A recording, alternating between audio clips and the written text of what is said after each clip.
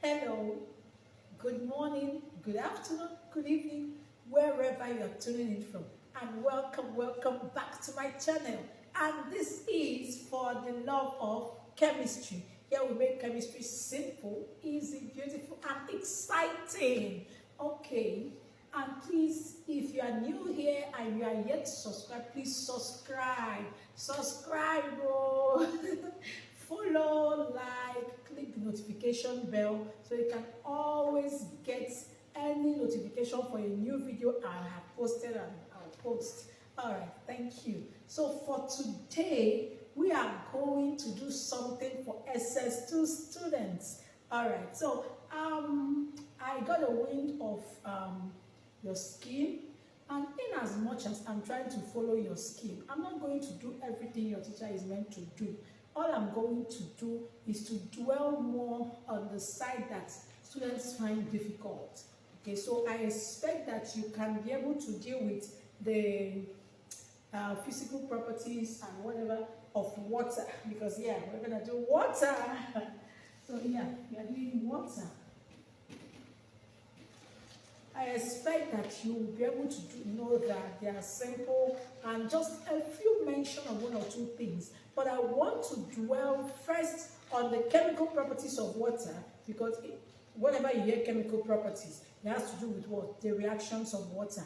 What water reacts with. So I want to make sure that by the end of this video, you will be able to give all the chemical properties of water without even stressing yourself.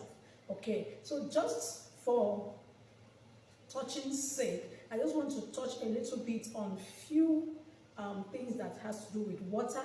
Of course, we know that water is what? H2O. We know that this is the chemical formula of water. Even non-scientists know that. So I expect that you already know that. And we also know that water occurs naturally. It occurs naturally. You have it from river, you have water from rainfall, sea, and the rest of them. And I also believe that you also know that the purest form of naturally occurring water is rainfall. And then I believe you also know that you can purify water, and you purify water by distillation. And in that distillation, you are expected to use what? The distillation counter. And the distillation counter consists of your distillation flask, where you put the water that is not clean, and then you have your thermometer connected to the flask, then you have your library condenser, then you heat the water. And your distillation has to do with you heat the water, it becomes steam. When it cools down, what you have at the end is a distillate. I'm just giving a summary. This is not where I'm dwelling on, but I expect that you should know these things. So I just want to give a summary. You distill the water by heating the water.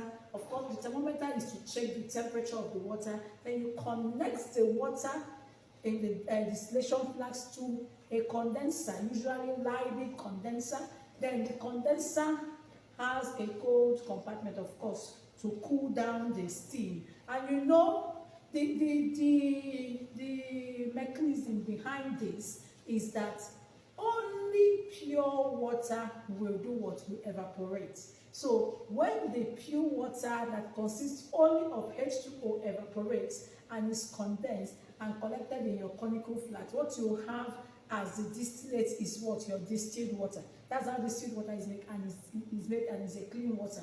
And that's what we use in the lab for all our reactions. Because if you want to have a reaction with water and you have something else inside it that is not water, you'll be getting a different result from what you are supposed to get. So that's why we make distilled water, and that is what we use in the lab. Okay, what else do you need to know about water? Just a quick summary. The gases that are dissolved in water.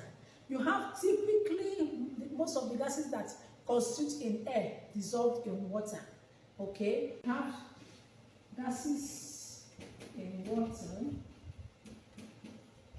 So we have nitrogen at 63.9%. We have carbon dioxide at 33.3%. we have, sorry, not carbon 4 oxide, oxygen, I meant oxygen at 33.3%, and we have carbon 4 oxide at 2.9%. So if you add up everything here, you have 100%. That is the percentage of gases dissolved in water.